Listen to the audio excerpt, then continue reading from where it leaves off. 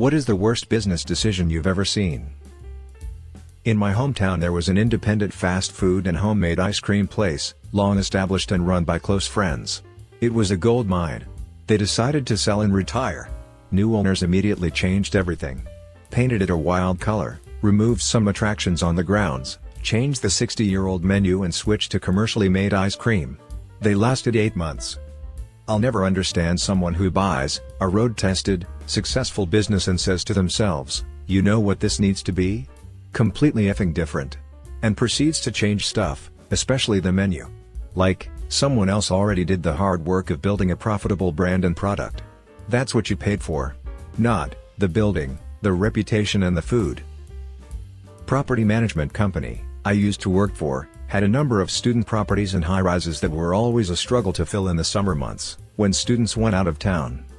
Head office came up with an offer that anyone who signed for 2 years got the 4 summer months at 50% off. Sounds like a good deal. 50% rent is much better than zero. We signed tons of students. However, the lease templates that head office sent over showed the reduced rent rate on the lease rather than just adding the discount as a separate addendum. I noticed this discrepancy and reported it, and was subsequently ignored. Which meant the students were signing a legal document that guaranteed them 50% rent for 2 years. The company lost hundreds of thousands in revenue. I used to work for a company that was bleeding money. In order to try and save money, they decided to stop honoring returns/refunds, but still advertised that they did. Whenever someone would ask for a refund, you were supposed to tell the person that it would be processed in the next 6 to 8 weeks, then get them off the phone. 6 to 8 weeks later, when they ask where their money is, you were supposed to apologize and say their paperwork got put in the wrong stack, and that it would be put in the correct stack and would then be processed in the next 6 to 8 weeks. If they complained about the length of time, you were supposed to tell them you can ask your supervisor to expedite it, and they should see it in 4 to 6 weeks instead. If they threatened legal action, after months and months, you were supposed to tell them to contact the company legal department. We didn't have a company legal department, and then hang up on them. Then, make a note in their account. No one should field calls from that account further. More than half the call center quit in a single week, in protest of this decision. Company collapsed in on itself within a few months. Knew this guy who wanted to start his own barbecue and hot sauce line. Here was his process. 1. Get high with buddy, and make the decision go into business together. 2. Argue about who should be financing the business. 3. Get a loan from grandma. 4. Order a bunch of bottles. 5. Use a Sharpie, and some blank labels, to put on the bottles. 6. Fill the bottles with bulk barbecue sauce. 7. Try and sell these to Walmart. 8. Get upset that Walmart won't shelve your sketch sauces. 9. Have several hundred bottles of unsealed product that wasn't prepared hygienically. 10. Try and sell some to your extended family. 11. Get angry with extended family that they don't believe in your dreams of the last 2 weeks. 12. Beg family for money to pay back grandma. My late great-uncle started a fish and chips restaurant. He had his own unique recipe for the fish, and it was very popular. Businessmen had offered him thousands in cash for it over the years, but he always declined. After about 40 or so years, he decided to retire and hand the business over to an ambitious recent college graduate. He offered to give her the recipe, and even volunteer his services for a bit, while she got comfortable in her new role as owner. She declined both, and within a year, she was forced to sell the restaurant, after coming close to declaring bankruptcy. My great-uncle died, and took the recipe with him to his grave. Target's expansion into Canada collapsed in 2 years, and cost them billions. It was so bad. We were expecting competitive prices and good products. We got Walmart quality products, at higher prices, and you'd go into the stores, and they would have empty shelves, and one product you liked would be there 1 week, but not the next. It would end up at another Target, the next town over. They really treated Canadians like they were doing us the favor, letting us shop there. I worked for a video store during the time Finding Nemo came out on DVD. The video store I worked for got a huge fish tank put inside. It was so big, they had to shrink the game rental section. The tank had clownfish in it. The tank was also locked, and we couldn't feed the fish or clean it. This was supposed to be done by someone who I never saw come in. So, the tank ended up filled with a bunch of dead Nemos, in a nasty as F tank. Needless to say, parents were very unhappy about it. The local paper did a small article about it too, which didn't help an already dying store. I have no idea what they thought an expensive as hell fish tank would do for their business. There was a Tex-Mex place I loved, in Fairbanks, Alaska. The food wasn't great, but it was consistent, and the prices were fair. Well, a new owner came in, and they decided to revamp it into a fine dining steakhouse. $30 was pretty much the lowest cost you could get for an item, and this was in a neighborhood that had a substantial crime rate, and was right across the street from the bikini barista and the marijuana dispensary. I stopped going, and they went under shortly thereafter. I walked in once before the place closed down, and it was dreary and empty, and they had tried to bring some of the classics back to the menu, but it was far too late by then. You were too good for this world, Los Amigos. I worked for a design/printing place for years, and the owner went from amazing idea to stupid idea on a regular basis. Don't get me wrong, guy is a brilliant designer, totally took advantage of new tech, every chance he could, and made it work. But he was cheap and greedy, so ruined what would have been lucrative long-term business relationships. So, we did this huge order of promo supplies for a fairly big online casino. Huge, for him. About a $20K order, with good margins, and the chance at long-term work with this company. While it was being picked up, on the spur of the moment, he decides to pad the bill by about $200. The guy picking it up was the son of the casino owner, and literally watched the boss do this while I stood at the till. The customer looks at me, smiles, and pays the bill with a huge wad of cash, and says, "I know it's not your fault, but my family is very wealthy. We didn't get that way, letting people rip us off. Tell the boss over in the corner, he just F himself out of a lot of money, because we love the work." In a voice meant to carry. Edit, to clarify who was paying. And patting me and see increased the bill over what he had quoted the job to cost. Cafe I work for decided it wanted to fire everyone, except for the leads and the manager.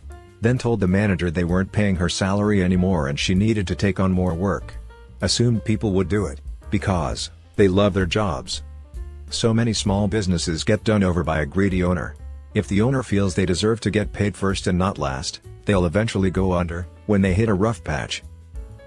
Tumblr banning porn was a huge mistake. What turned a relevant and highly profiting social platform into a barely known failure.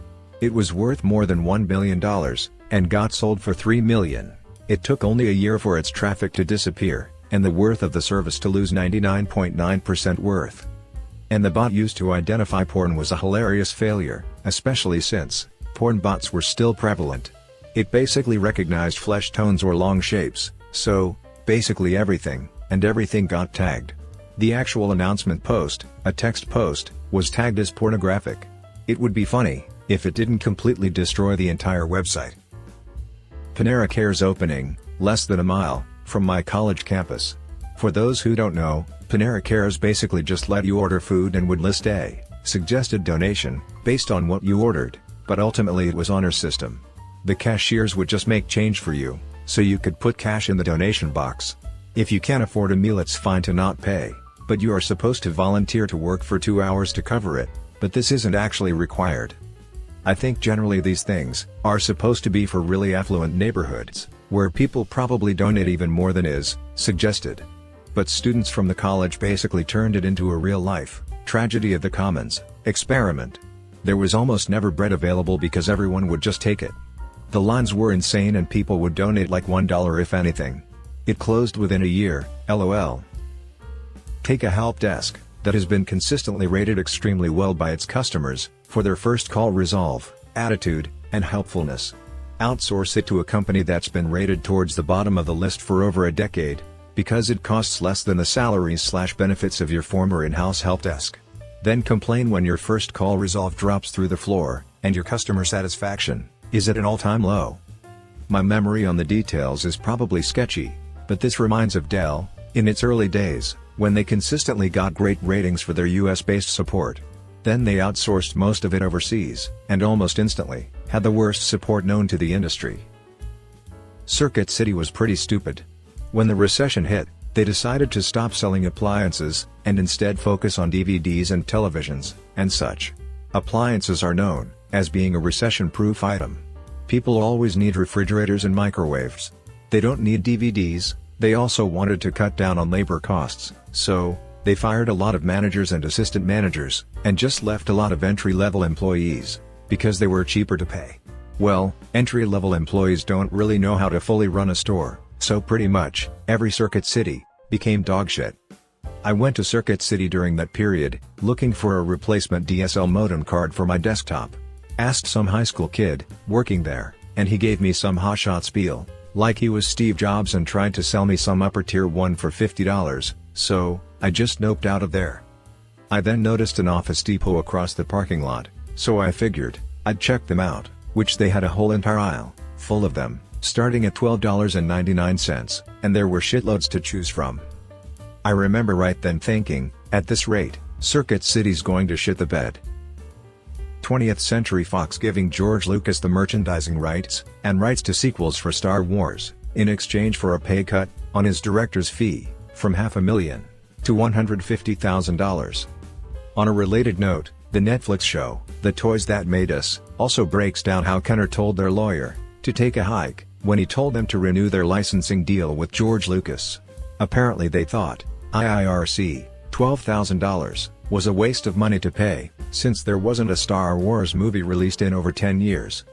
Lucas retains all rights to Star Wars toys, and a year later, Phantom Menace is released. This one involves my dad. Back in the 80s, he decided he wanted to teach people how to use Lotus 123, Excel, MS Word, etc. So, he bought a bunch of computers for a classroom, and he wrote interactive learning programs, and printed out manuals and such. Even without advertising, he had people asking to join his class, but he was never quite ready. This Lotus 123 program could use more work. He wasn't ready for a class. This MS Word tutorial isn't quite done. The perfectionist in him wouldn't let him expose the less than perfect program/class to people just yet. He turned down paying customers for fear that it wasn't just perfect. He had taken a loan out from a friend to finance this, but never made a dime. He paid the loan back by selling our cottage, something he regrets to this day. And why? Because he was afraid to be flawed. That taught me a lesson though, as the old saying goes, perfect is the enemy of done. He could easily have made money and taught his classes, refining the programs to student feedback. He could have covered deficiencies by teaching in person. He was afraid it wasn't perfect, so it was never done. We don't talk about it, or the cottage that we built together. We had the foundation and structure built by pros, then the whole family pitched in to build the interior when we were teens. It saddens me more, because it was what he wanted to do, and he went for it, but not quite. My old company was internationally known, in our industry, as being one of the ideal places to be. We could hire basically anybody in the world, in our space, to move and work in our office. It was such a effing awesome place to work. The CEO decided to cash out when a larger company barely related to our industry decided to buy us. The new company basically gutted everything that made it great, then rushed to go public. The employee stock options were pennies and they drastically cut benefits. Every time there was a complaint, the answer was, maybe you don't understand our vision, or, well, we are a public company now. They also got rid of our office, which was located in one of the hottest LA neighborhoods that everybody loved. More than half of the OG senior members have left, and a large number of others are rumored to leave. I was forced to start assisting in hiring and it was grueling. People would apply, believing it was our old company, then find out what's up, and go elsewhere. Oh, and the stock is plummeting. I hate the fact that what once was is over. Those FS ruined something great. Around last year, this time of year, I know someone, in their early 50s, that sold all of their investments, at a significant dip from the highs, and decided to start producing and selling hand sanitizer, in little bottles, out of their garage. Seeing it as a big opportunity with the virus. They spent everything on the bottles, labels, plastic drums full of sanitizer, at a huge markup, hiring locals people to fill the bottles, and put the labels on, and then a website.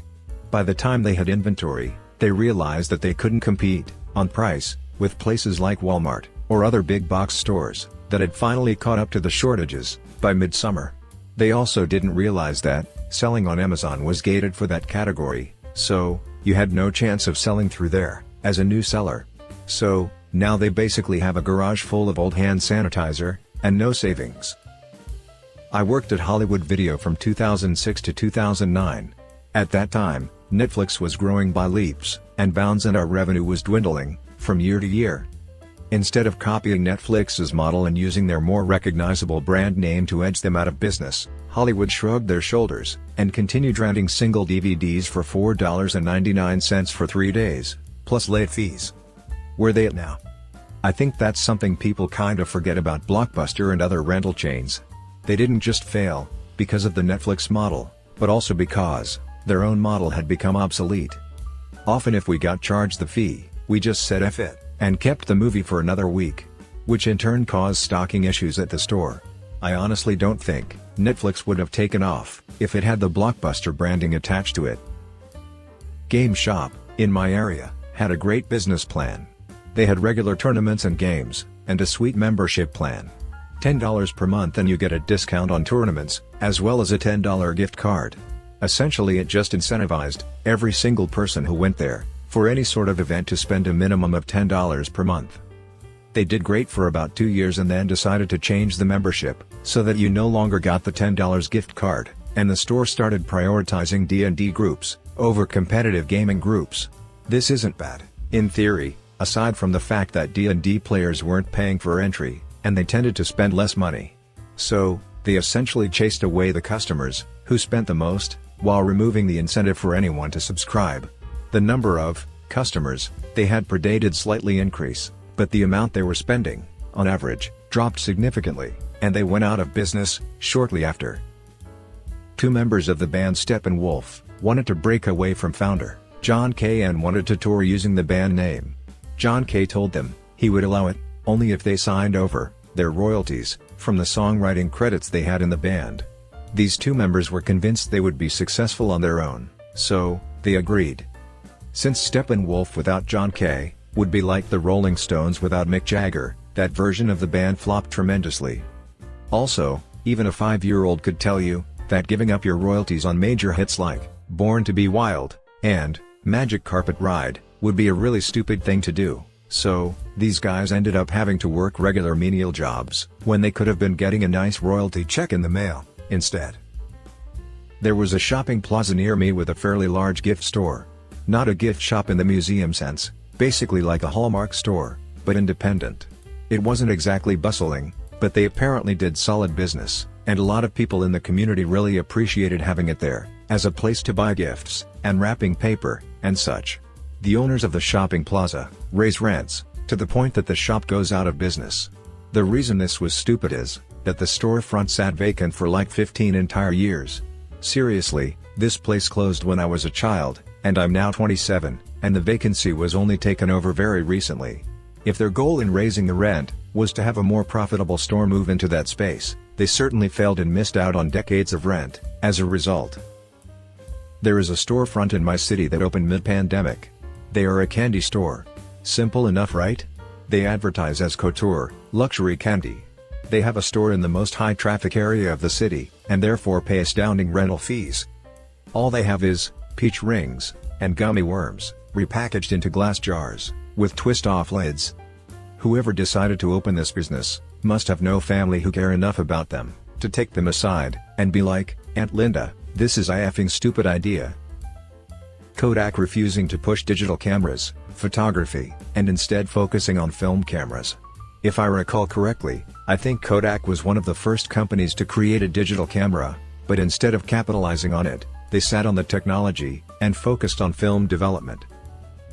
Not even sure if it was a conscious decision, but Sears passing on being Amazon in the early 90s. Sears was poised and ready to be Amazon. They had most components in place already and the others they had in their arsenal. First, they had name recognition. This was important for the trust factor with the internet exploding like it was. They had the product line, for shit's sake, you could buy a house from the Sears catalog. Delivery, it was there, they delivered the house that you bought. Internet portal, they had it. They owned Prodigy, one of the more recognized internet providers of the time.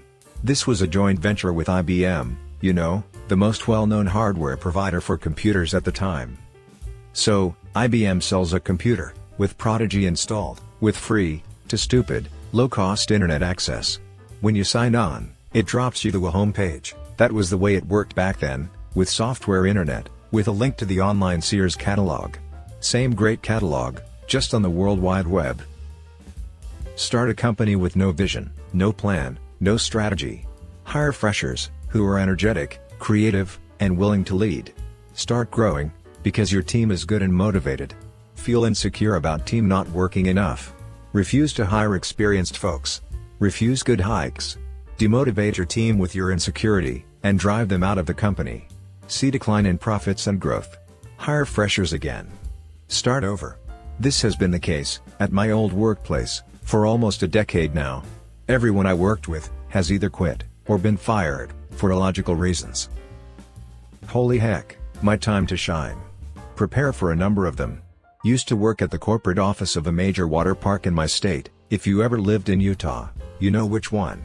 The year before I started, they adopted a new business practice of offering a season pass to the water park, and numerous other facilities, for a measly $20 per year.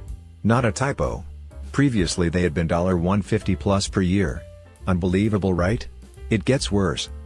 The year I started, they ran a new promotion, where you buy a season pass for $25, but then also get a $20 gift card back in the mail, to Walmart, or some other store. You can see where this is going. 2 weeks after I started as a fulfillment specialist, dealing with pass issues, they fired the entire call center staff of 30 plus people, heaping their phone calls and emails onto my fulfillment team of 8. So, in addition to all of our work creating and shipping passes, we had to take all customer service calls and emails. It gets worse. For some reason, they thought that it was prudent to wait until we had some large round number, I think either 500 or 1,000, passes ready to ship, before they would even order the gift cards to send with them, even though there were thousands of passes purchased and pending with this deal. So, not only were there massive delays in people getting their passes, sometimes they just wouldn't even get the gift cards either, because the season was starting, and they demanded their passes now, instead of waiting for the gift cards too. So, double whammy there, customers angry about how long it takes to get the season passes, and not getting the gift cards. After all this, and firing the call center, they couldn't figure out why they were still losing money. I quit, and the rest of the team quit as well, within 2 weeks of me leaving. Somehow, they kept afloat for another year or so, but then eventually the water park closed for a year or two and changed hands a few times. It was recently bought again, renovated, and this new company is offering season passes for $30. The circle of life, I suppose. When my boss, for a small brewery, bought a bottling line, without doing any research from the first salesman that contacted him, was a company that did bottled water before, not carbonated beer. Was a huge disaster, that almost sunk the business. Or maybe it was the hype vehicle he bought, that spent its whole life in the shop, because he knew nothing about buying used cars. Never got health insurance there, either. I worked for a small airline for several years. We did fairly well, doing regional flights across the US and Canada. Our dipshit CEO decides we should get into the private jet market, and lure in a bunch of rich people with more money than they could spend. This plan hilariously backfired, and we went into Chapter 11 bankruptcy, for 2 reasons. 1. Anyone that can afford a private jet, wants to buy one for themselves, and hire a pilot to fly for them. They're not interested in buying a ticket, and hiring a pilot. 2. Idiot CEO, invested in outdated prop planes. Because nothing appeals to rich people more than fancy planes, that scream through the air, like a lawnmower cranked to 11. A developer my dad worked with, sold off a beautiful piece of land, next to a river, in a very desirable area. He sold it to another developer. The new developer cut down every tree on the 6-acre site, as he said, he wanted to see what he had. The land then started to slide into the river, rendering it worthless and ugly. Company I worked for decided to stay open, instead of closing at the start of COVID. The state even said they would pay employees and give businesses money if they closed, and didn't lay people off. Nope, they stayed open, and all of their customers closed down. Making no money for 5 months, they had to lay off 80% of their employees. Things started picking up last October. Well, they were understaffed and couldn't meet demands, causing them to lose most of their big contracts. If it wasn't supplemented by the mother company in Japan, they would be done for now. I worked there for 13 years. Seeing how far we grew, to have one bad decision cost them everything, is eye-opening. In the early days of the personal computer, a fairly prominent developer, Osborne, went tits up, because they showed off their new model, far in advance of when it was actually going to be available. So predictably, dealers immediately cancelled all orders for their current computer model, in preparation for the new improved version. Inventory stacked up, and they were bankrupt, before the new model ever came out. It's known as the Osborne effect.